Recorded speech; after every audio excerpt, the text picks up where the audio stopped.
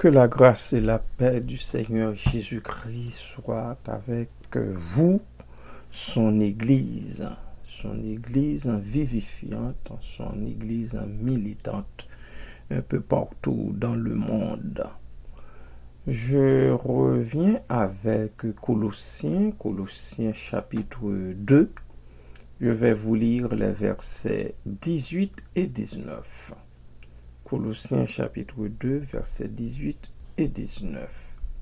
Qu'aucun homme, sous une apparence d'humilité et par un culte des anges, ne vous ravisse à son gré le prix de la course, tandis qu'il s'abandonne à ses visions et qu'il est enflé d'un vain orgueil par ses pensées charnelles, sans s'attacher au chef, dont tout le corps, assisté et solidement assemblé par des jointures et des liens, tire l'accroissement que Dieu donne. Qu'aucun homme, sous une apparence d'humilité et par un culte des anges, ne vous ravisse à son gré le prix de la course, tandis qu'il s'abandonne à ses visions et qu'il est enflé d'un vain orgueil par ses pensées charnelles, sans s'attacher au chef, dont tout le corps, assisté solidement assemblé par des jointures et des liens, tire l'accroissement que Dieu donne. Une autre mise en garde de l'apôtre contre le mysticisme. Christ est souverain. Christ est le seul souverain. Quand on parle de mysticisme, qu'est-ce que ça veut dire? C'est une espèce de spiritualité. Les gens qui tombent dans le mystique, qui se disent mystiques, qui tombent en transe, une sorte de dévotion, ils tombent en extase, ravissement, sainteté, contemplation. Ils donnent toutes sortes de noms à cela, vision, qui nous parle de vision, d'élévation, d'illuminisme, de la philokalie, de la nagogie. Autant de mots qui mettent en exergue cette doctrine, je dirais, le mysticisme. Alors, nous disons clairement que le mysticisme ment, puisque Christ seul est souverain. Christ seul est souverain. Bien-aimés, ceux et celles qui détournent les croyants de la réalité de Christ pour les faire s'attacher à l'ombre de la loi leur ravissent le prix de la course. Ils leur ravissent le prix de la course. C'est ce que l'apôtre est en train de nous dire ici. Ils privent les croyants de leur récompense spirituelle. Tout comme un juge disqualifie le coureur qui n'aurait pas respecté le parcours, ceux qui auront abandonné Christ seront privés de leur récompense céleste. Et c'est ce que cherchent ces ravisseurs qui incitent le peuple à pratiquer le mysticisme ou bien à tomber dans le mysticisme. Pour vous mettre en contexte, lisons 1 Corinthiens chapitre 3, versets 10 à 15. L'apôtre dit, « Selon la grâce qui m'a été donnée, j'ai posé le fondement comme un sage architecte, et un autre bâtit dessus. Mais que chacun prenne garde à la manière dont il bâtit dessus. Il faut que nous soyons tout le temps sur nos gardes.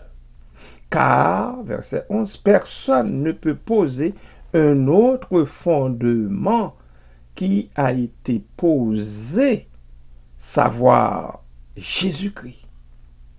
Or, si quelqu'un bâtit sur le fondement avec de l'or, de l'argent, des pierres précieuses, du bois, du foin, du chaume, l'œuvre de chacun sera manifestée.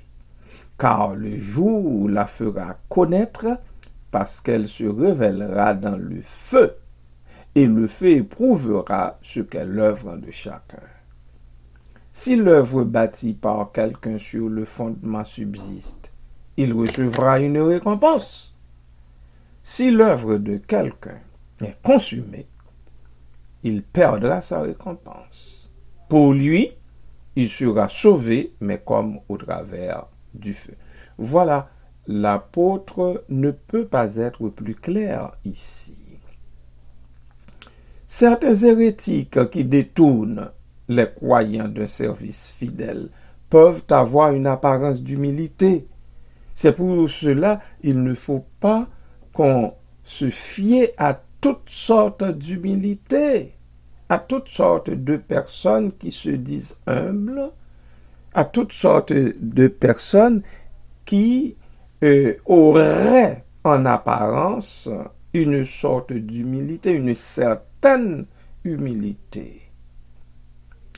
Comme en témoigne l'Écriture, ils ont l'apparence de la piété, mais renient ce qui en fait la force. Selon 2 Timothée chapitre 3, verset 5. 2 Timothée chapitre 3, et au verset 5, je vais vous lire le texte tel qu'écrit dans les Saintes Écritures. Ayant l'apparence de la piété, mais reniant ce qui en fait la force, l'apôtre dit à Timothée, éloigne-toi de ces hommes-là. Et l'apôtre dit à vous et à moi aussi de nous éloigner de ces hommes-là. Je vous le répète, éloignez-vous de ces hommes-là qui ont seulement l'apparence de la piété, en même temps qu'ils renient ce qui en fait la force, savoir Christ. Il faut vous tenir, bien-aimés, éloignés de tels hommes. Il faut, bien-aimés, vous tenir éloignés de telles femmes. Parce que, encore une fois, il y a de plus en plus de femmes qui s'y mettent, qui se mêlent, qui se mettent là-dedans. Ouais. Cette apparence de piété des légalistes était associée au culte des anges que les Écritures condamnent. Et l'apôtre reprend ça ici en des termes très clairs. Qu'aucun homme sous une apparence d'humilité et par un culte des anges ne vous ravisse à son gré le prix de la course, tandis qu'il s'abandonne à ses visions. Il a cet homme qui a ses propres visions et qui est enflé d'un vain orgueil par ses pensées charnelles. Il faut, encore une fois, vous en tenir éloigné tout simplement. Alors, on a, oui, c'est ça. L'Écriture, oui, l'Écriture le dit depuis Romains chapitre 8, verset 34, qui parle de la force qui habite en Christ et en Christ seul. Alors, l'Écriture condamne le culte des anges. Et nous allons voir ça, puisque en Exode chapitre 20, versets 3 et 4, il est écrit, « Tu n'auras pas d'autre Dieu devant ma face. » C'est l'Éternel Dieu qui parle ici aux enfants d'Israël par le biais des 10 commandements. « Tu ne te feras point d'image taillée, ni de représentation quelconque des choses qui sont dans les cieux, qui sont en bas sur la terre, et qui sont dans les eaux plus bas que la terre. » Qu'est-ce que vous êtes allé chercher là? Qu'est-ce que vous êtes allé faire dans ces choses-là? Et en Apocalypse chapitre 22, versets 8 et 9, nous lisons ceci, « C'est moi, Jean, qui ai entendu et vu ces choses. Et quand j'eus entendu et vu, je tombai aux pieds de l'ange qui me les montrait pour l'adorer. Mais il me dit, garde-toi de le faire, je suis ton compagnon de service et celui de tes frères, les prophètes, et de ceux qui gardent les paroles de ce livre. Adore Dieu. Adore Dieu. C'est seulement Dieu, c'est seulement Jésus-Christ qui mérite notre adoration, qui mérite tout court d'être adoré. Somme toute, le légalisme constitue un ensemble d'enseignements inspirés par des anges déchus. 1 Timothée chapitre 4, verset 1. 1 Timothée chapitre 4, verset 1, on va lire ça. 1 Timothée chapitre 4, laissez-moi retrouver mon chapitre. L'épître de Paul au Timothée, chapitre 4, verset 1er. Mais l'Esprit dit expressément que dans les derniers temps, quelques-uns abandonneront la foi pour s'attacher à des esprits séducteurs et à des doctrines de démons. Voilà comment l'apôtre qualifie ces esprits-là. Il faut qu'on les reconnaisse et qu'on s'en tienne éloigné. Okay? Alors, nous disons un ensemble d'enseignements inspirés par des anges déchus, par des démons, Paul dit ici en 1 Timothée, qui, en tant que force spirituelle, selon Galates 4.3, ça constitue quand même une force, ou bien même des forces spirituelles. 4.3, nous aussi, de la même manière, lorsque nous étions enfants, nous étions sous l'esclavage des principes élémentaires du monde. Parce que ici, il est question d'asservissement. Asservissement qui, en tant que force spirituelle, Galates 4.3, asservissent les hommes et les femmes par leur méditation mystique. Ces mystiques légalistes se fondent sur leur vision. Sur leur vision, les gens qui viennent toute la sainte journée nous raconter, nous parler de leur vision, passer de leur vision, par là qui nous racontent toutes sortes de ragots, toutes sortes de choses. Alors l'apôtre qualifie ces choses-là de pensée charnelle. Le mot qui traduit pensée charnelle, eh bien, se dit vaine, sans résultat. Cette expression pourrait bien être rendue par une traduction différente, mais moins bonne. Les choses qu'il n'a pas vues, on pourrait dire les choses qu'il n'a pas vues, mais c'est pas tellement bonne que ça. Bien loin d'être humble, une telle personne, aux pensées charnelles, littéralement la pensée de la chair, suivant le verset 19, est enflée d'un vain orgueil par ses visions.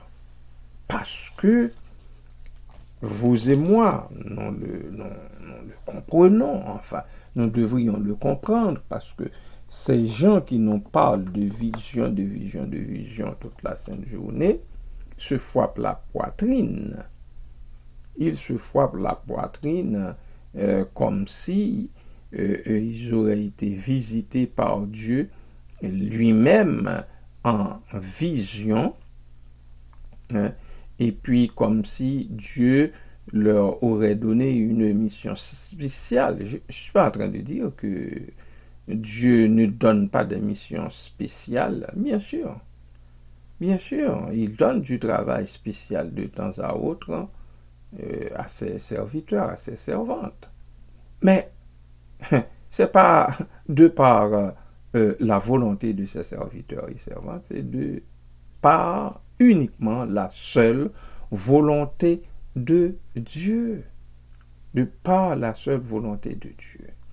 Puisque sa pratique mystique le met en contact avec des réalités plus élevées, le mystique légaliste vit sans s'attacher au chef qui est Christ, qui est la source de toute croissance pour le corps, accroissement que Dieu donne. Ainsi, le texte de Jean chapitre 15 de Jésus-Christ, les versets 1 à 5, la vraie spiritualité ne provient pas de l'obéissance aux lois qui ne sont que l'ombre des choses à venir, mais de la relation avec la vie qui est la réalité pure et sans tâche. Sans cette relation vitale avec la tête qui est Christ, le corps de Christ ne peut croître. Il faut absolument cette relation. C'est cette relation vitale que nous devons, j'allais dire devrions, mais que nous devons chercher. Que nous devons chercher pour que le corps de Christ croisse, pour que le corps de Christ se multiplie. Jésus a dit, en utilisant une image parallèle, je suis le vrai cep. Vous êtes les sarments. Ce que vous et moi nous sommes, ce sont des sarments.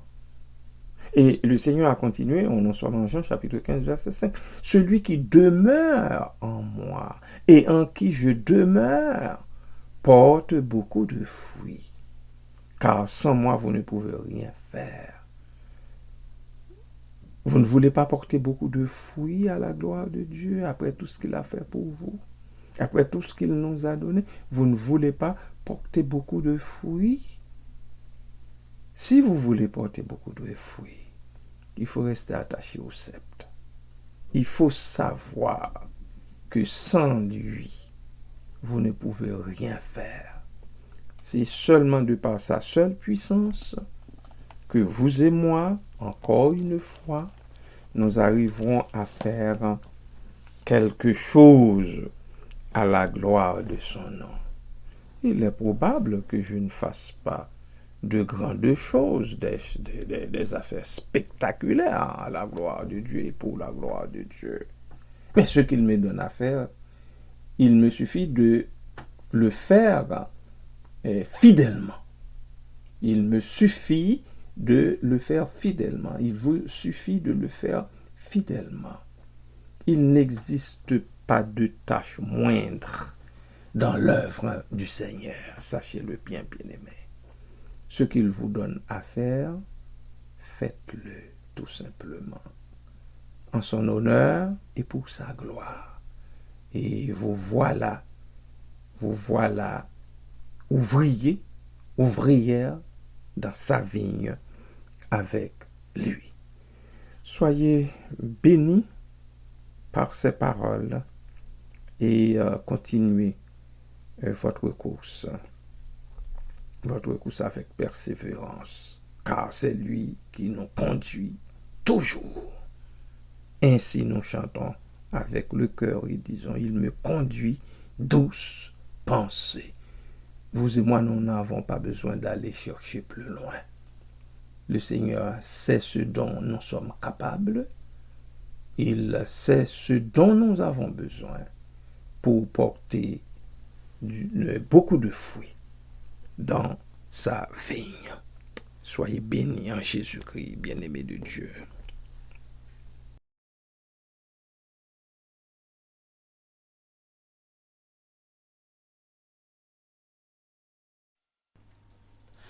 Il me conduit douce pensée, repos pour mon âme lassée. En tout lieu son regard me suit, par sa parole il me conduit. Il me conduit, désormais pour lui je veux vivre. Brebis fidèle, je veux suivre le bon berger qui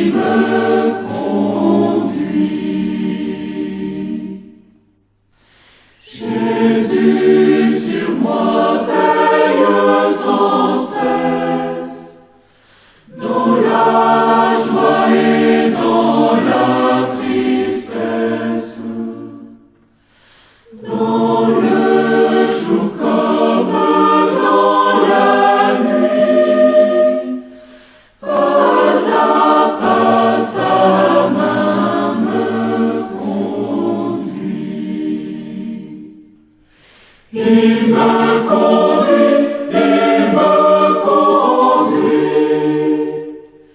Désormais pour lui je veux vivre. Brebis fidèle, je veux suivre le bon berger qui me conduit. Comme un rempart, il me protège, il me préserve de tout piège. Loin de moi l'ennemi s'enfuit, quand par l'Esprit Christ me conduit. Il me conduit, il me conduit. Désormais pour lui je veux vivre. Brebis fidèle, je veux suivre le bon berger qui me conduit.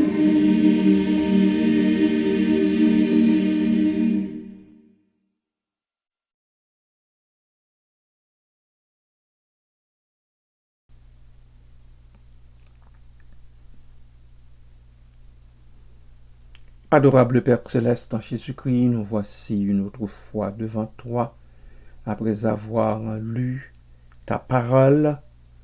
Nous voulons, ô Dieu, réclamer sur ton Église, l'Église que nous sommes, une grâce spéciale. Savoir reconnaître Christ comme chef de son Église et aussi avoir le désir ardent de cheminer sur cette race, de marcher à sa suite, suivant cette dictée, suivant, Seigneur, l'enseignement qu'il nous a donné et qu'il continue de nous donner au travers de sa parole. Fais cette grâce à ton Église et nous t'en supplions dans le nom de Christ. Merci Seigneur. Merci Papa. Car nous ne voulons pas perdre notre récompense. Nous ne voulons pas, ô Dieu, sauver comme au travers du feu. Nous ne voulons pas, ô Dieu, être l'objet de honte, l'objet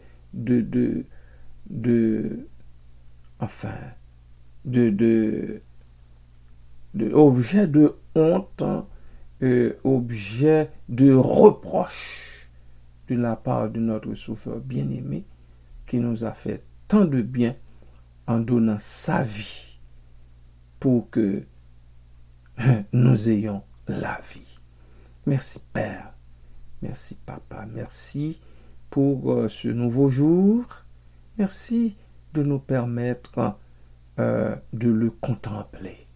Parce que c'est par ta grâce jusque-là que nous arrivons à ouvrir nos yeux sur un jour nouveau. Merci Père. Merci parce que le Seigneur, c'est lui qui nous conduit en tant que douce pensée. Merci Papa. Merci Père. Merci Papa. Je te prie, ô Dieu, pour tous les bien-aimés qui, d'une façon ou d'une autre, ne se sentent pas bien, dans le corps, pour les bien-aimés qui cherchent partout en tout, qui frappent à toutes les portes, quasiment, Seigneur, parce que les anges, les démons leur troublent l'esprit, accorde-leur la grâce de te découvrir toi, accorde-leur la grâce de rentrer en relation directe avec toi, ceux-là qui ont abandonné cette relation pour aller chercher ailleurs. Papa, aide-les à comprendre que c'est seulement Christ le chef de son Église et que c'est après lui qu'ils doivent courir, c'est à lui qu'ils doivent rester attachés pour la vie comme dans la mort. Merci Père pour cela. Merci Papa. Papa, je te remets ma sœur Myrène Beauzieux, éprouvée par le départ de son père. Merci parce que, oh Dieu, tu l'as accompagnée dans le voyage pour aller rendre, Seigneur, à son père en tant que fille ce qui est dû. Nous anticipons déjà son tour, Seigneur, et nous te le confions. Seigneur, nous espérons, comme elle a pu se rendre là-bas sans embâche, qu'elle reviendra sous les ailes de la grâce du Seigneur, notre Dieu. Merci pour ça, Père. Je te prie pour ma sœur Adeline Saint-Jean, encore malade dans son corps, mais merci parce que tu la gardes, tu la conserves parmi nous, même si nous ne la voyons pas, même ses propres sœurs et frères, les membres de sa famille ne la voient pas, mais rien qu'à l'esprit de savoir qu'elle vit encore, ça fait toute une différence. Alors, Père, merci de la soutenir, de lui donner cet espoir qui fait vivre. Merci Père, merci Papa. Les différents services, Seigneur, de la fin de semaine sont devant toi. Je te les remets, les bien-aimés qui doivent intervenir en ton honneur et à ta gloire, qu'il s'agisse de musiciens, de chantres, de prédicateurs de l'Évangile, Seigneur, qu'ils soient tous soumis, sans vain orgueil, devant toi. Merci Père, merci Papa. Qu'à toi seul, à Jésus-Christ au Saint-Esprit, soit l'honneur, la gloire, la puissance et la majesté, au siècle des siècles. Amen. Amen. Bien-aimés, soyez bénis richement après avoir écouté avec beaucoup d'attention cette musique spéciale, Immense Grâce. Si ça vous plaît de chanter avec le groupe, chantez, soyez joyeux, soyez joyeuses. C'est pour ça que je vous cherche des musiques, je vous cherche des sélections dont vous pourrez voir les paroles. Vous pourrez voir les paroles. Si vous voyez les paroles, eh bien, vous êtes capable de chanter avec le groupe. Soyez bénis. Amen.